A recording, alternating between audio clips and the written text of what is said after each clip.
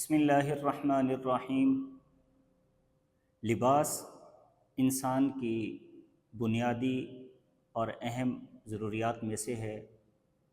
جس کے ذریعے سے وہ اپنے جسم اور سطر کو چھپاتا ہے، اور یہ لباس اللہ رب العزت کی عظیم نعمت بھی ہے۔ اس لیے اس لباس کا صدقہ کرنا بھی اللہ تعالیٰ کو بہت پسند ہے۔ آقا علیہ الصلاۃ والسلام نے اس پر بہت زیادہ ترغیب بھی دی اور فضیلت بھی بیان فرمائی۔ آقا علیہ الصلاۃ والسلام نے ارشاد فرمایا، جامع ترمذی کی روایت ہے، حدیث نمبر 3560۔ آقا علیہ الصلاۃ والسلام فرماتے ہیں کہ جب کوئی شخص نیا لباس پہنے اور پرانا لباس صدقہ کر دے اور یہ دعا پڑھے،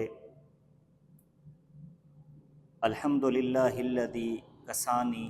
ما اواری بہ فی عورتی واتجمل بہ فی حیاتی۔ آقا علیہ الصلاۃ والسلام فرماتے ہیں کہ اس کا فائدہ اسے یہ ہوگا کہ اس کی زندگی میں اور اس کے مرنے کے بعد جس شخص نے یہ صدقہ کیا ہے وہ اللہ تعالیٰ کی حفاظت میں رہے گا۔ تو جس طرح وہ لباس جس کو صدقہ کیا گیا ہے اس کے جسم پر رہے گا، اس کے جسم کی حفاظت کرے گا، تو اسی طرح اللہ رب العزت اس صدقہ کرنے والے کو اپنی حفاظت میں رکھیں گے، اس کی دنیاوی زندگی میں بھی اور مرنے کے بعد آخرت میں بھی۔ تو اب اس وقت موسم بھی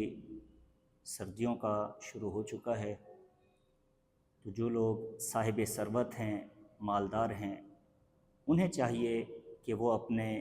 جو پرانے کپڑے ہیں، گرم لباس ہے، جرسی ہے، سویٹر ہے، جرابیں ہیں، بند جوتے ہیں، وہ اپنے آس پاس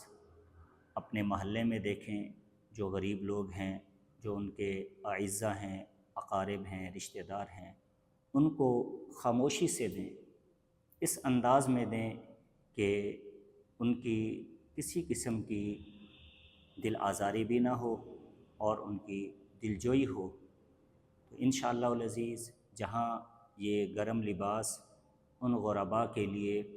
سردی سے رکاوٹ کا باعث بنے گا، وہاں دینے والے کو دنیا میں بھی اللہ تعالیٰ اپنی حفاظت میں رکھیں گے، اور کل قیامت والے دن جب یہ ہماری آج دنیا کی ظاہر والی آنکھ بند ہوگی اور حقیقت کی آنکھ کھلے گی، تو اللہ تعالیٰ اس میں بھی اس کی خاص حفاظت فرمائیں گے۔